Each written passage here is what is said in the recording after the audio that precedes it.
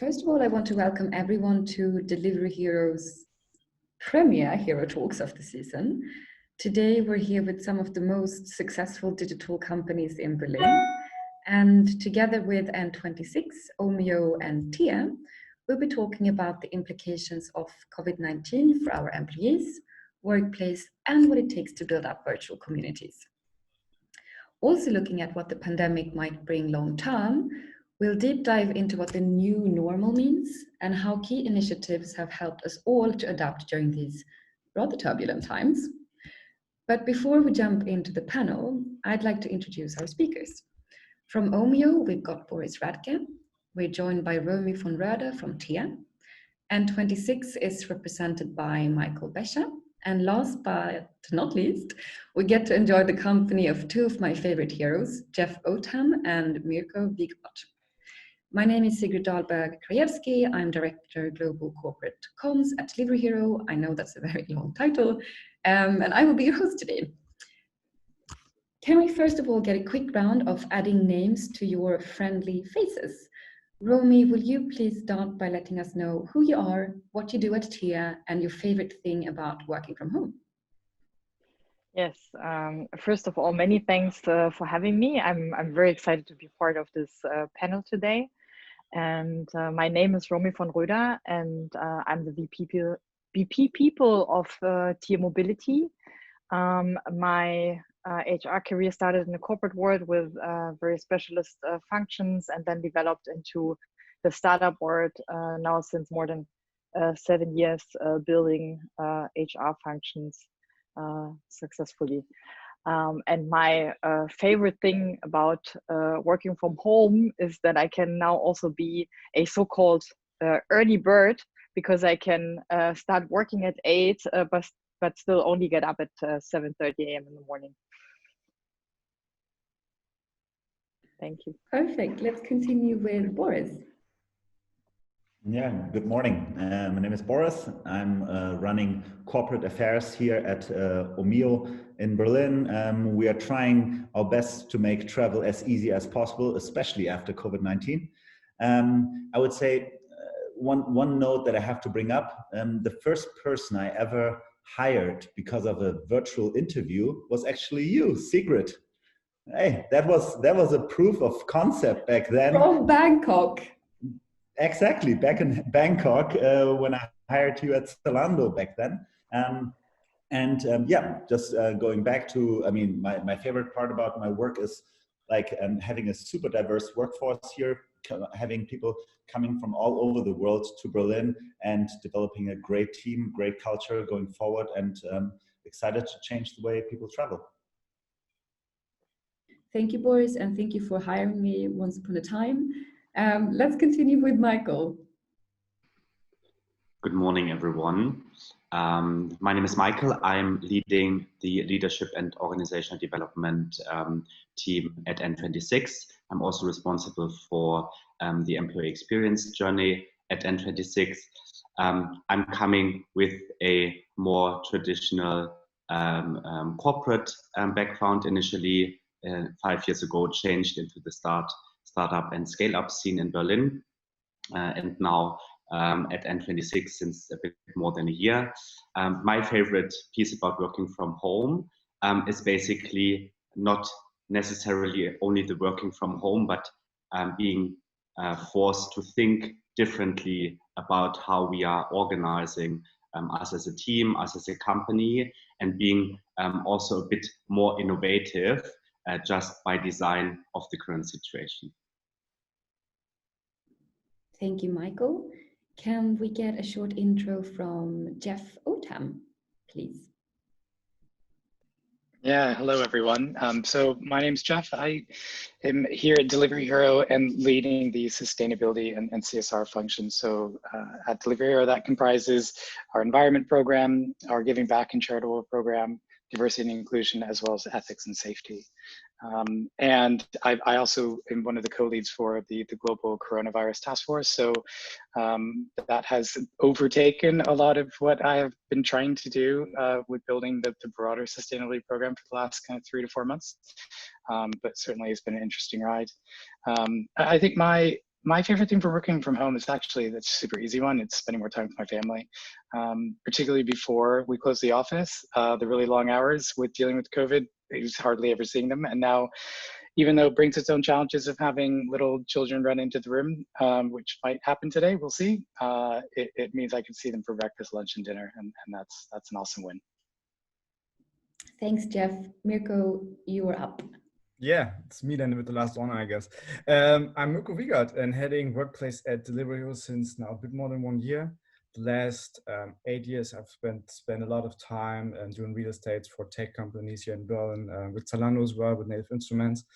And with that experience, try to not repeat faults we've seen in the past, but even working on the future of work. And this is great to do this with Delivery Hero, yeah, and also to have this panel kind of and talk about the future of work and how we adapt and make this an amazing experience for our employees, right?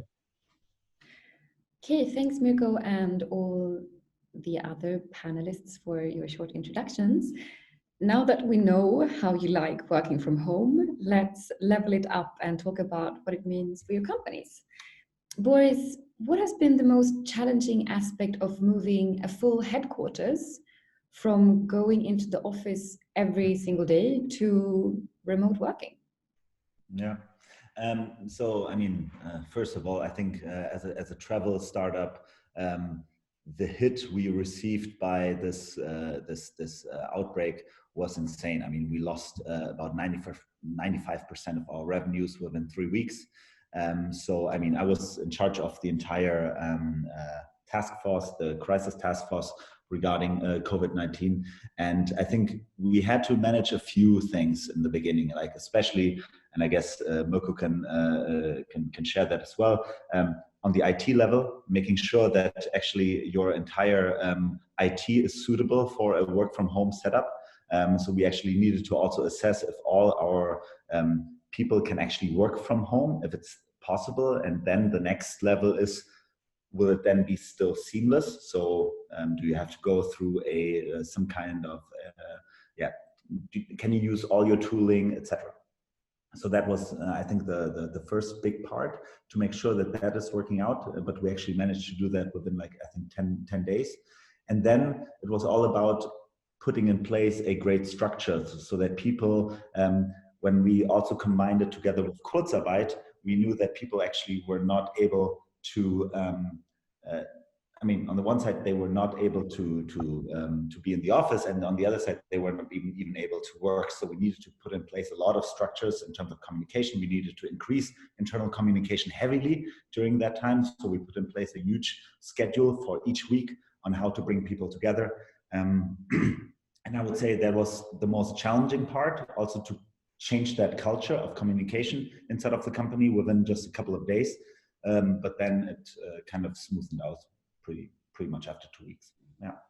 Okay, thanks, Boris.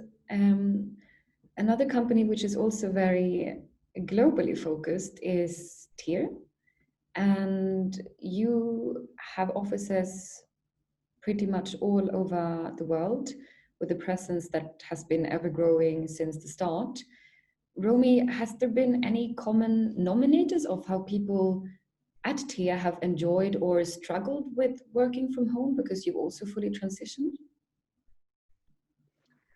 Yeah, definitely. So we have a few offices, by the way, but we also especially have warehouses and people on the street and so on, which makes it even more complex to think in all those different worlds and make sure that all the people that work for us as an organization are pretty safe. But back to office work, people that I spoke to definitely, like me, like the very short commute from bed to your desk.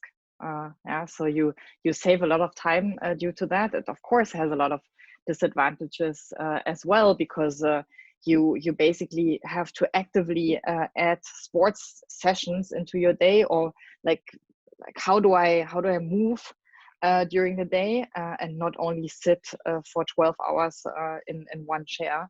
And then people also say that it's definitely less noise, and you can yourself structure your day much better for yourself. So the distraction that comes in an office environment is basically gone. You could just immediately shut down Slack and it's quiet. Yeah.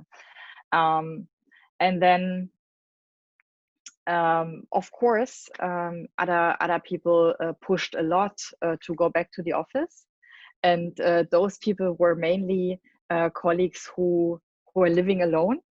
Yeah. And they needed more socializing again. Or we have, of course, also colleagues with families, with children, as just also mentioned by Jeff. It's a huge challenge to have the kids there and tell them, don't disturb right now. I have to work. It's very tough for them to understand. For me, it's funny to have them on screen and talk a little bit with them during the meetings. But for the other side of the chat, it's potentially difficult. And we even had one colleague who locked himself into a room without windows to make his son believe that he went to work, like to the office, because otherwise he couldn't work. Yeah, so I think that's the other side of things. A fantastic point of home office, the challenges that comes with it. Another challenge with home office that Boris, you were also mentioning in the beginning, is the sort of sheer logistical aspect of moving a complete office from your actual office to working from home. Mirko, as Director of Workplace at Delivery Hero, you've been part of making this possible, but how was it done practically? I mean, Delivery Hero has 1,500 people working in Berlin. That's a lot of logistics to handle. Yeah, absolutely. Like closing down the office is like just locking it and closing it down. But as we were thinking and looking into scenarios, coming up with the safety team, touch base on COVID since early this year, we were building scenarios, and we were always building context and setting up as comms is key, always involving the people and sharing different scenarios and sharing what could be a trigger and what could be a potential outcome then when the curve is going up. So people were quite prepared. But of course, with the point of in 1 week, we're closing down the office, we will have to implement kind of a rota system to them coming back to the office, or at least setting up kind of a structure where they can grab their stuff, right? Because taking away like this fundamental infrastructure like the office is a big change management process for the people. But at least have them options to go back into the office, grabbing their stuff. Of course, setting up work streams with IT, with comms, with the safety team, preparing this and making this then happen as a kind of joint work stream, setting up the comms around this. This is actually key. You cannot manage this alone as a workplace team. You have to have your allies with that. And I think we did this good. And yeah, we were building context for the people and we were involving them. And comms, like always, is key. I would second that, Mirko. So thanks for bringing it up. As well, right? I think it's interesting about the learnings that everyone is accumulating at the moment. As you mentioned, it is a change process. And speaking of change, N26 has also gone from being an office-based company to becoming virtual work first, at least for now. Michael, are there any learnings that you can share that you will bring with you for the rest of the year? Yeah, so I do need to say, like with all the stuff already said before, I can totally relate to, because we went through similar processes and similar learnings also as an organization. What me and my team and I guess the whole company learned in all the processes we have set up over years, basically, and how we built up the whole structure in the company, that this was very solid as working from the office, but as soon as we needed to flexibilize our work, it was not so much suitable anymore. So really setting up structures which are much more flexible in terms of how we are collaborating, how we are working, how do we interact with each other, was something where we needed to go through quite a big change. But also what has shown is that people engage a lot with the company and what we are doing over the last 2.5 months. So being home and having not all those regular check-ins with your peers and manager and colleagues in the office also have shown that people really want to do that and now found also different ways of doing it. That was really interesting to see how also our employee community shaped now our new way of working instead of just only us as a people team or us as a leader team need to influence everything in detail. So it was not only top down, but also bottom up. Yes. Yeah. Anyone else who's experienced something similar, where it's more of a grassroots movement of change rather than a structural switch? Yeah, I would have a quick question to Michael. Michael, what is actually the data streams you see, or reflecting what is the right thing to do? And we said actually moving community into kind of a more virtual setup. What is actually the voice of the people and how they have the chance to adapt and make this kind of a bigger working concept that is then, yeah, fitting potential more sizes then? I need to ask to repeat the question because you broke up, so that I'm able to answer it. It would be the question. I think it's like super great that you move kind of community into a virtual setup as well and make this kind of a holistic concept then for the workplace and the employee experience. How you kind of keep adapting this? What is the different data streams where people can have their voice and give the feedback? So this is kind of not a closed concept, but it's always developing further. Yeah. So thanks for asking that. What we have established quite early in that crisis situation is that we are going by a pulse survey from a company perspective back to the whole employee community group and checking on different aspects of collaboration and communication. So we really focused on four aspects. One, and the biggest piece specifically at the beginning, was well-being. So how do people do working from home? Is everything okay? Do they have everything they need? But then also, how do we communicate top down, and how are we enabling people to work from home? And that's what we did in a 2 weeks cadence, basically, to constantly see if we are progressing and all the measures we are taking as a company are also having a positive effect on them. Cool. Awesome.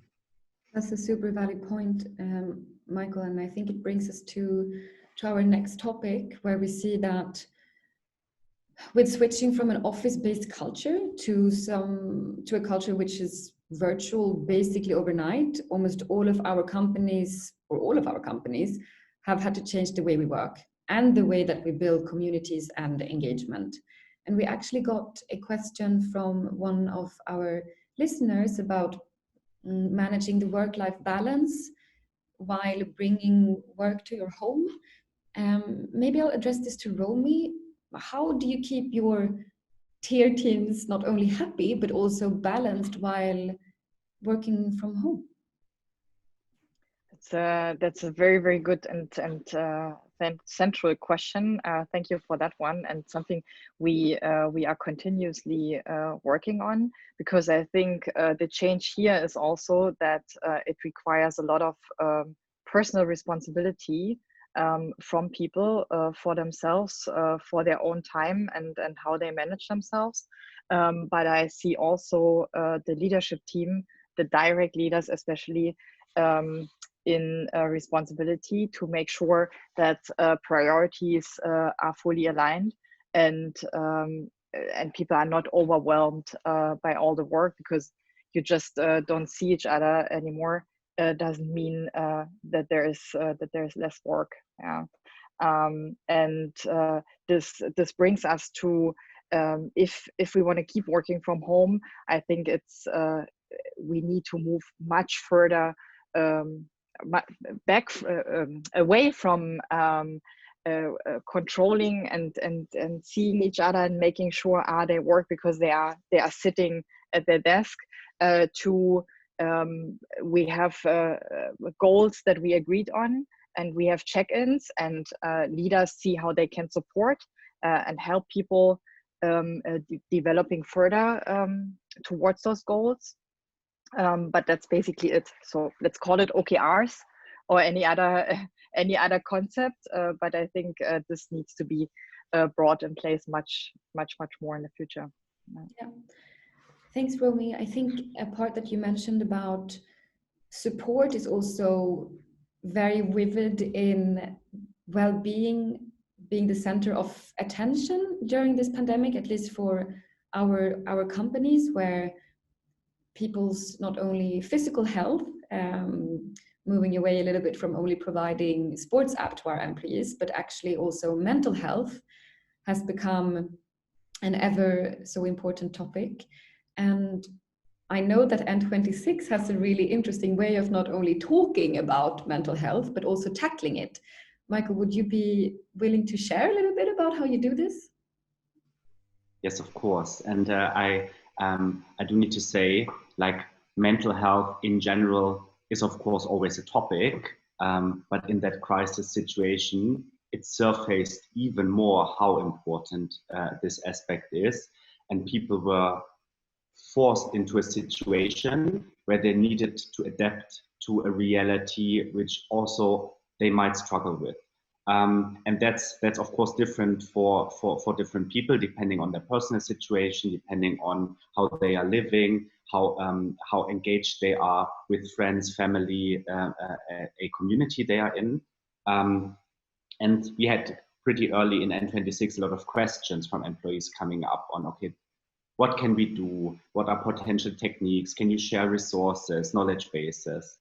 But quite early, it was not driven anymore by us, people team and leadership team.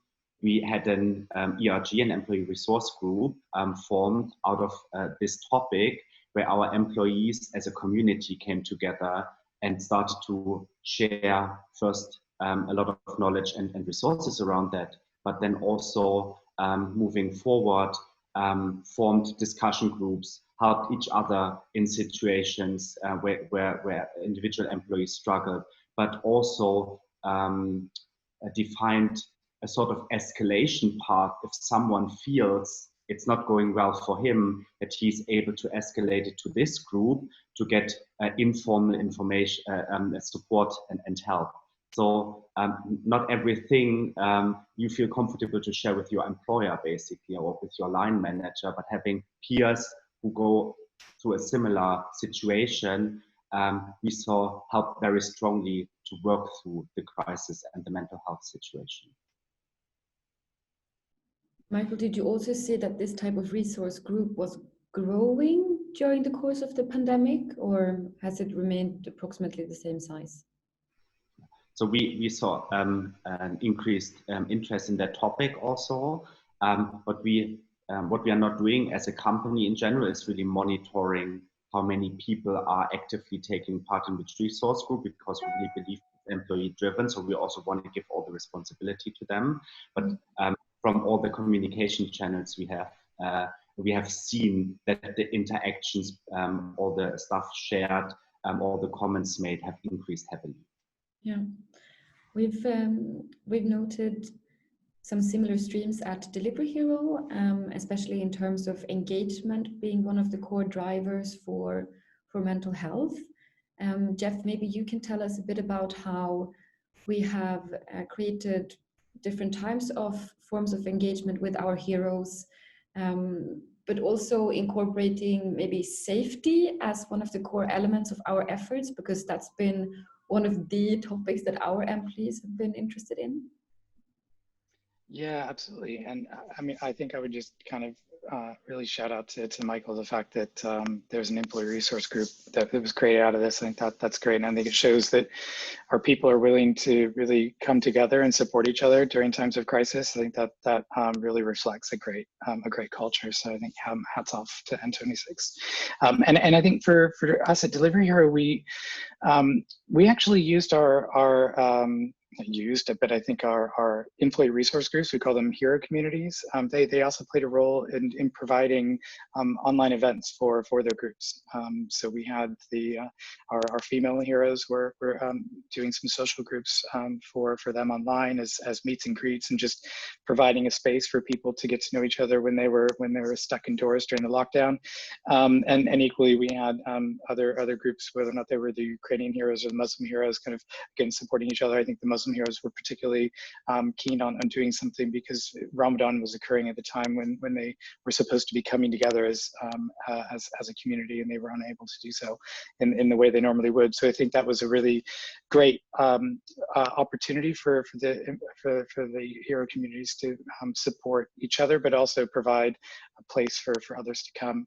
And I think off the back, a lot of the online activities we found, again, similar to what Michael said, kind of mental health was such an important topic during this time that we wanted to do something around providing some opportunities for people to ask questions, but also know a little bit more about what to look out for, both within themselves and within some of their team members, for being able to say, hey, I think are you okay? And if you are, then here's actually where I can support and direct you to.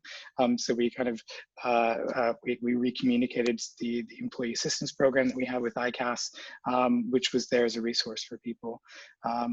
I would just kind of, and I know I'm short on time, I would also just look at this in a slightly broader perspective in terms of saying, actually from a safety perspective, the clear thing for me, virtual or back in the office before we left, was being transparent about of what actually was happening, where we were getting information, how we were making decisions on policy and guidance. Because ultimately, in the task force, we were reading scientific papers, but then at the same time, it was like everyone else wasn't sure what was going on. So I think transparency and communications, it all was down to your team, Sigrid, and thank you for getting the message out to help people understand what was going on. It was a fantastic teamwork, I would say, based on a lot of different departments within Delivery Hero. But as always, communications is happy to tie everything together.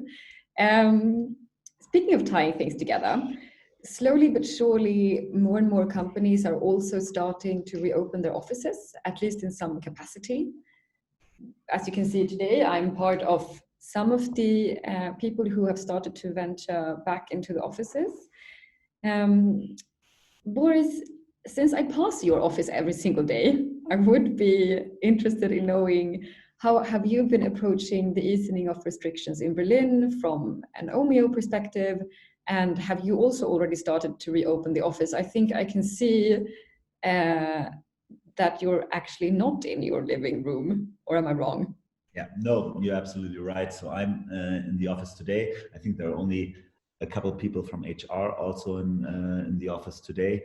But in general, to be honest, we have been quite relaxed about it, because we saw that everything worked out very well in the out-of-home kind of situation. The work from home situation worked very, very well, to be honest. We managed all our processes very well. We did some great projects during that time, but we also need to consider that Omio, we also went into Kurzarbeit, so which means that actually there was not that much to do. So we were not under so much pressure. We are currently looking at a few ideas on how to bring back more and more staff into the office. So first of all, we did some surveys now, and we will continue to do so over the time, and ask people how they feel. Do they feel safe to go back to the office?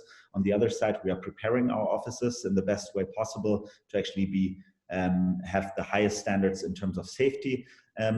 We have one issue, because we were actually moving out of this office here and into a new office, and so that has been delayed. So we are kind of working in between a little bit right now. Yeah, and we have developed a kind of a trigger logic again. Like when we decided to move out of into the home office situation, we followed the Coinbase trigger logic that was, I think, very widely shared all over the internet with all the tech companies. We kind of developed a reverse version, like what are the triggers to actually make us feel safe to bring people back, which is then looking at each office that we have offices in Melbourne, we have offices in Prague, in London, and here in Berlin and in Karlsruhe. And in each location, we have certain triggers that we look at when we decide on bringing people back.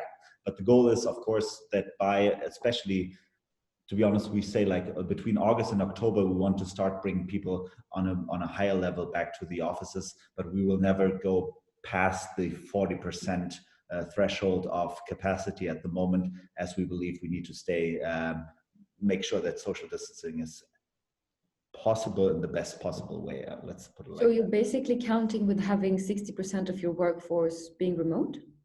Yes. That's a huge shift. Yeah, absolutely. And to be honest, we also had a culture which was very much office focused in the past.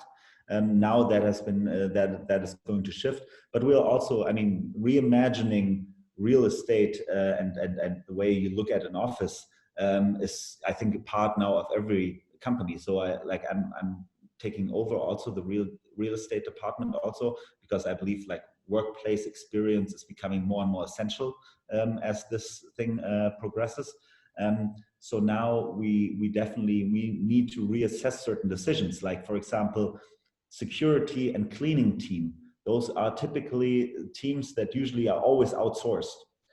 And since those are people that we are going to see all the time now in the offices, because they need to check on safety, they need to make sure that everything is clean. I don't know, we will reassess if it makes sense to hire those people directly here, to make them be part of the team, so that we also, you know, change the way that maybe some of the organizations that we had in the past in our offices is going to change. Yeah.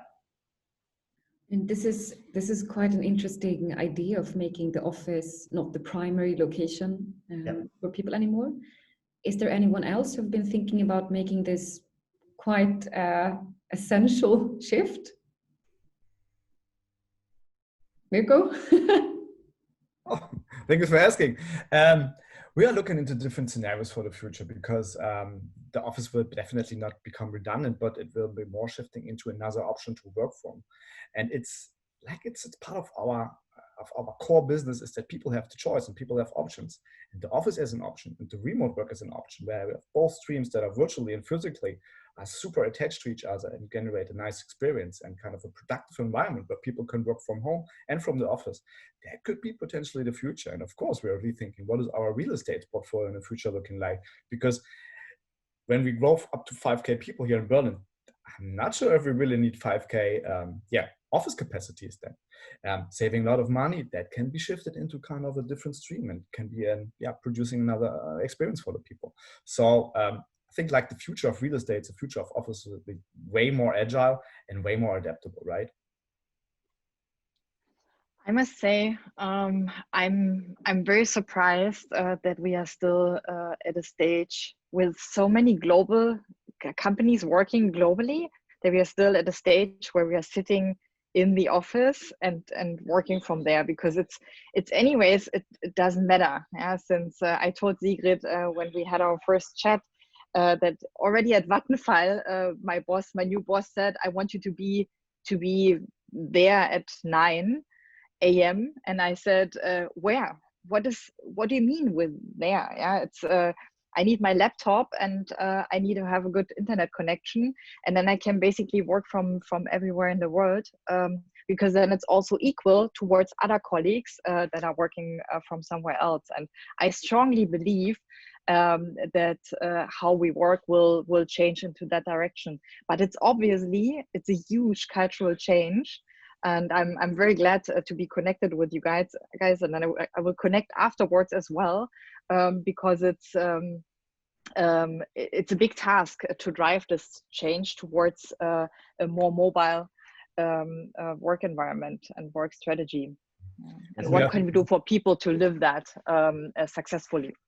Yeah, maybe just quickly, like I think like the first thing that I'm very relaxed about is like when it's within the same time zones or within like a +1 or -1 situation. I think then it's super easy.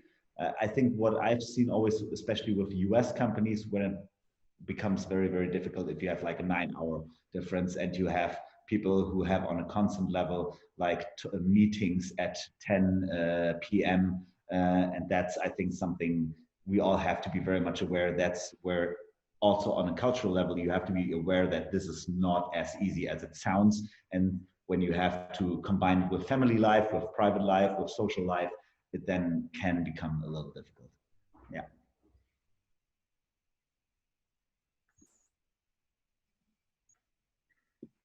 Sorry, muted, Sigrid.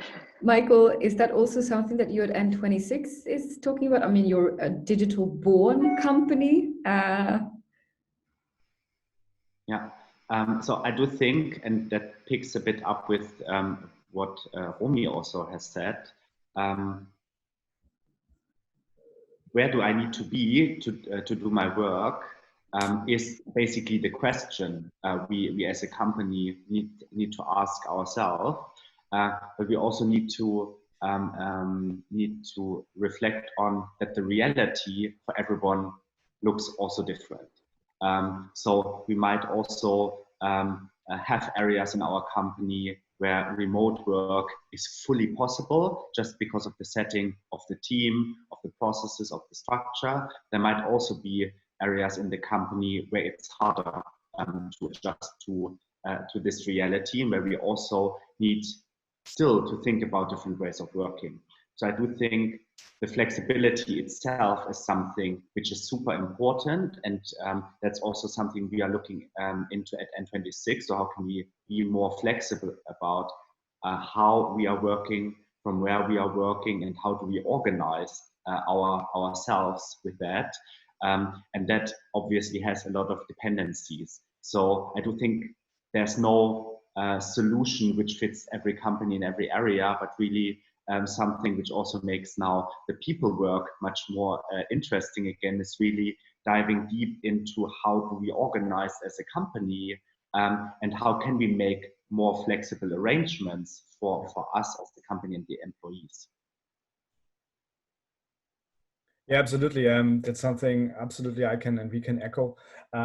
For us, it's a question, how can we not only build in a physical way an inclusive workplace, but of course in the virtual way? And how can people or managers or team members set up meetings that are inclusive? So because not everybody's a digital native, not everybody's contributing in a digital way. So what is project management looking like for big teams? And what is agile facility management looking like? What is different streams are working together? But then for the people, when they have the choice to work from home, I experience this like with 2 kids. It's all about, of course, try to generate a schedule that you can at least perform something productive, having a lot of meetings to do, and besides then try to build a deck or something like that. That's sometimes definitely challenging. But besides having best of both worlds at home, how is kind of setting boundaries looking like? Because it's awesome to have kind of best of both worlds at home and have kind of the choice to work whenever and wherever you work. But having kids and having the DH family as well, it's all about try to keep the mental health and try not to overwhelm yourself with work, because I have the experience working from home. I'm definitely not doing less. Yeah, I mean, I think the interesting thing that I kind of see within this is that there's a huge amount of lots of ideas around what can be done to respond to the crisis that we're living through. That's kind of having been created in this environment of huge amounts of speculation around actually what the future is. And you can read the paper one day and someone will be saying there's going to be a vaccine by the end of the year. You read the paper the next day and it's saying actually the vaccine's not going to be here for another 2 years. And I think kind of one of the things that we are all trying to grapple with is like, what is the future? What is it then going to hold for us as businesses? What are then the implications for a workplace? And I think Mirko mentioned the word scenarios. That's kind of the way that we're approaching this is scenario planning. It's identifying, actually there are multiple different ways that this could go. And I think that the few big factors that I would encourage others to always be thinking about is that one is, we don't actually know when things could go back to a future new normal. So the new normal that we hear a lot about right now is living in a pandemic. But we don't know when that will end. We don't know how things will change within that in terms of peaks or a vaccine coming out that we can use to help people get into the workplace. And I think kind of within all this, the thing that I'm always quite cautious about is when you're in the midst of a crisis, what you feel is very real. And the decisions we make might not actually be the ones that we would make when we get after it. And translating that into a specific piece is, I'm skeptical in terms of, is this going to be lasting permanent changes to the way that people want to work? Or is it going to start going back to pre-pandemic approaches in, say, 5 years? And I think a lot of that will be determined on, do we have a second peak? Do we have a third peak? Is a vaccine out by the end of this year, or is it out in 2022? So the length of the crisis, I think, will determine how permanent some of this change is. But I think the key word that we need to keep in mind is uncertainty. We are living in an uncertain world. Therefore, we need to be flexible. We need to be agile, and we need to be cautious, I think, about making really long-term plans, because we don't know what the future is going to hold in 6 months, in 12 months, in 18 months, in 36 months. I think that's a super valid point. Boris, how are you approaching long-term planning at Omio at the moment? Yeah, maybe just like I would always add one word to what Jeff said. I would say robust, being robust in the future. That's key to everything, like from your business model to your workplace experience, from the way you do communication. You need to start thinking in terms where you feel like, okay, whatever happens on the either extreme on the right or on the left or on the up or on the down, you're always able to manage your workforce. You are able to deliver on your business, etc. And I think that is something we're looking at Omio very, very closely right now. How do we actually make sure that on an IT level, we provide everybody with a very simple and a very clear package of tooling, of devices, so that they can work wherever they are without overspending, without underspending, with making your workday as smooth and seamless as possible on the one side. And the same goes with communication. And in a time when you see that that things can change so many times, you need to be very much aware that I think what is super important is that people stick to rituals. And that is number one on internal comms. It's the same on external comms. You have certain rituals that you keep as a company that are important. That's why the culture you have built in a office environment will be a complete different culture that you will have in a hybrid environment that you're going into now. And I think that's going to be super interesting for every company to reassess that culture and see if the culture, the values you created, maybe usually with a very fancy workshop kind of thing over the last years, and that sounded all cool when you were in the office. Now they are completely challenged in this hybrid or in this out of office kind of setting. And I think to have a good, simple set of clear values, rules, rituals at your hand, I think will be key for the management, for leadership, and then also for everybody in comms or workplace to deliver on, because otherwise you get into very complex, because the world out there is becoming more and more complex. So you need to create an environment that is as simple as possible to actually go forward positively.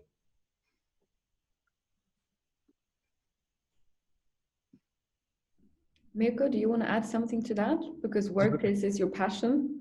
And the whole ecosystem is the passion, right? And the people is our passion. Yeah, touching base and absolutely echoing what Boris was saying, it's about the framework and how can we kind of transform the habits where people feel safe and the structure and the rituals into something that can be, accessible from home, accessible from down under, accessible from the North or South Pole.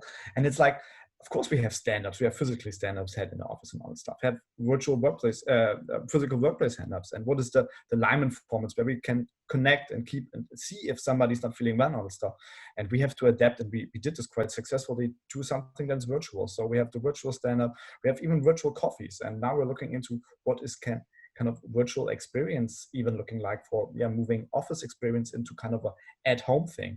That can be potentially working together with some nice companies here in Berlin, talking about the packages, sending some food, and have kind of community cooking for virtual team events. So we have to think about when we move something that is kind of fundamental as an experience in the office, we have to touch base on all that stuff that makes that office experience so valuable. And that's not only being in the office and finding a meeting room and collaborating, it's the water cooler space talk. It's moving and the momentum in the office. What is that looking and feeling then in a virtual way? And we are not there yet, but it's super exciting to touch base and finding out what could be that potential experience in a virtual way. And yeah, it's great, but it's a lot of work to do, right? I would also say touch base on what Boris mentioned with the rituals or values, how they become even more important in uncertain times. Maybe Romy and Michael, you can give us some inputs to what does your rituals look like, or what are the values that are guiding you at the moment?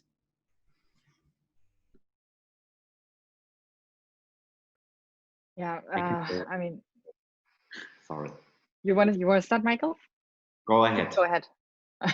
Okay, then I'll start. I mean, one value that is definitely outstanding right now is transparency. So we want to make sure that everyone is informed in the best way at any time. I think we heard it very often here today. We very much increase communication towards the organization. Or all hands meetings change from a bi-weekly to a weekly basis, which is quite a lot of work, and we just changed it back to bi-weekly, but that's definitely one of our rituals, and we really want to make sure that we go together with the organization through this crisis, and make sure that we provide enough information towards the organization, but we also collect information from them, and collect all the feedback, and then work with that feedback to further improve as an organization for this crisis, but also for any other topic. So topics that they are currently concerned about, and we really take it, we put a lot of work into that to follow up on it, and see what we can do to make people's lives better. And then maybe one big ritual Tier Mobility has as an organization, the global summit, where we have a lot of workshops and presentations, and of course party. Everyone is coming together, and people just simply love it. And we were supposed to have one in April, when Facebook canceled their conference, I went to Lawrence, our CEO, and I said, I don't think we can do our global summit this time. We should definitely cancel it or move it. And now that we see that the crisis is potentially, we don't know, this uncertainty, we are thinking about our first digital global summit, and there are so many open questions that we have to discuss. So how long can it take? Simple questions. How do you keep people engaged during this session? We need to have a very, very clear purpose. We need to have very attractive content for people, that they stay online. What are the rules potentially? I don't know, no email during that day. And how do we add the social part to the global summit? Do we, our VP Comms suggested to give people the morning off, for example, and they have a coffee to start into the day in a very relaxed way, as if we would do it at this conference. So very, very interesting to go this path, and then continue with those rituals in a different way, but still have them alive. I would add on it. Thanks for me. I do think the rituals itself, and of course the values, are also very strongly connected. It's like what we heard already previously from everyone. But what also is super important is that we of course have two different levels of rituals. So we do have our company rituals, then there are certain rituals happening on a division or department level, and then on a team level. Keeping or elevating those over the last months, and then moving forward in that uncertainty will be super important. And I do think on a company level, that's where it gets quite easy at some point, because the overall structure was set already in the past. When we are then looking into division and team level, it gets very individual. There's a lot of best practice happening, a lot of different things happening. And then how can we enable those best practice sharing on those rituals, which are also much more able to connect to the individual people, I do think is very important. And that's where we also have the most creative ideas as a company also coming out. So one of the things I personally found very funny and an interesting way, a few of our teams have introduced a formal Friday, where it's basically the opposite to a casual Friday, where people normally only wearing casual clothes at home, being very casual, but then on Fridays they basically dress up. And preparing themselves for work, basically, how they would do it if they would go to the office. So also those kind of, I would say, small normalities, realities is something which also helps a lot. I absolutely love that idea. Maybe it's something we could already start implementing at Delivery Hero. Cocktail hour or so would also be something. And just because you're looking every day very awesome, Sigrid, right? Oh, you. Another thing that I love, though, besides Fancy Friday, is questions. And we've received quite a lot from our attendees. So I would like to kick off with some of them. One really interesting one that I would immediately like to address to Romy is, how do you ensure equal opportunity for employment in the midst of such a global chaos in regards to racism? And how do you ensure that the people responsible for hiring don't have bias? Yeah, we are discussing this topic actually a lot at the moment. And I think the first and most important thing to discuss here is creating awareness, making sure that unconscious biases are addressed, and we keep the discussion. We have very good discussions in the company going on at the moment. We are doing a few sessions, also in light of the current happenings, and we want to keep the discussion with the organization to really make sure that we create a diverse place to work, and I think it's two topics, right? We make sure that we avoid any kind of racism or whatever, sexism, like all of that really bad stuff. And at the same time, we also believe as a company that diversity in the workplace makes us much better. And we are discussing what does that mean for us. We are in the middle of developing a diversity strategy at the moment, together with focus groups from several departments. We really want to work closely with the organization, and we will also implement it more and more into HR processes. A quick win that I would say, like a practical tip for me, would be forming hiring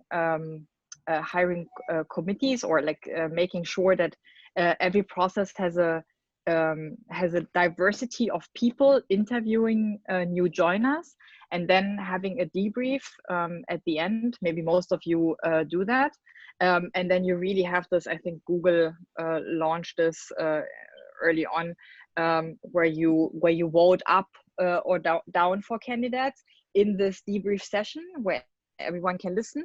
And then you really, I mean, if you vote down, you have to have a proper reason why this person is not going to join the organization. What I usually see during these sessions is very much of a red thread of where it goes into. And then you immediately would also, of course, identify any cultural or social bias that would play a role there and can challenge people. Maybe one other thing that I find very, very important is what we are currently promoting also is make sure that people feel enabled and they have enough trust to speak up. And for that, we are also trying to generate a lot of channels where people can reach out to. I think that's one very important aspect. Thanks, Romy. Speaking of hiring, a lot of companies have frozen hirings as of now, or even had to let go of people. Is this something that, this is a question now, if we have approached this in a specific way or how we have recovered from this? Jeff, maybe this is something you want to answer to? Sure, yeah, and I think actually it will be a quick answer from us is, so we didn't freeze hiring. We've continued to do it. So in that sense, we weren't looking actually trying to recover from it. For us, it was more addressing some of the challenges around, you know, how do you continue to maintain candidate experience? How do you deal with some of the logistical challenges of bringing new hires on board when they're still, say, living in another country, with the implications on that for contracts, getting equipment, IT security. So I think for us, it was more kind of on how do we get them on board as opposed to the hiring, because for that it wasn't paused for us.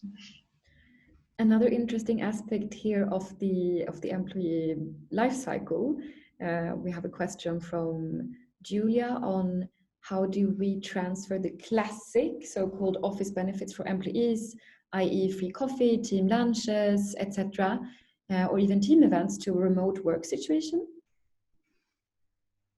Mirko, maybe you want to give input, Michael? Happy to jump in and then hand over to Michael. Like closing down the office and pulling down the infrastructures is of course challenging for the people. It's of course challenging for the people who operate this, but we're saving money. We kind of definitely saving money on OpEx costs. So we were thinking about how can we transfer some of the benefits to something that can people enjoy at home, and kind of cheering them up and show that we are still one big community and taking care of each other. Of course, we had the idea to kind of build up this kind of safety package and sending people bottles, because when you not to have the water cooler and the soft drinks like in the office, sometimes people forget to drink. So let's make sure they stay hydrated, right? And it's the same with kind of how can we transfer this office experience into something that is really good for the people at home, and building up the community and keep it alive. And that's of course sometimes it's coffee, sometimes it's the water bottle, but it's how we taking care of each other. And community events is something that we're currently looking into it, and we will see. We will always collect data, see what works and what not, and then always adapt. Handing over to Michael. Maybe to add on that, and I do think that's always also quite a meaty piece of work, looking into a whole benefits structure and perks, and how are we able to translate the strategy we had in the past into a new reality. And that's where we also looking into and really seeing how can we translate that. I need to say we have not yet revisit the full strategy yet, because as I said, quite some work to do. But I do think what is super important for us as an organization is the feedback we are here getting from employees on what kind of perks and benefits they feel are valuable at this point in time in their situation, so that we as a company also are understanding the specific situations employees are in, and that's a stage where we are more in. Thank you so much, Michael, for those closing words. We're running out of time now, so I would like to thank all the panelists for joining, for sharing so openly and transparently, one of our key values, it seems, across all organizations. And of course, also a big shout out to our fantastic audience who came with so many good questions. We will also do our best to answer the ones that we did not have time to bring up now. And I wish everyone a lovely day, and I hope that you stay tuned for the next Hero Talks. Thank you. Thank you. Thanks very much, and thanks Sigrid for facilitating. Thanks a lot Thank for you having so me. much. Thank you very much. Bye-bye. It was a pleasure.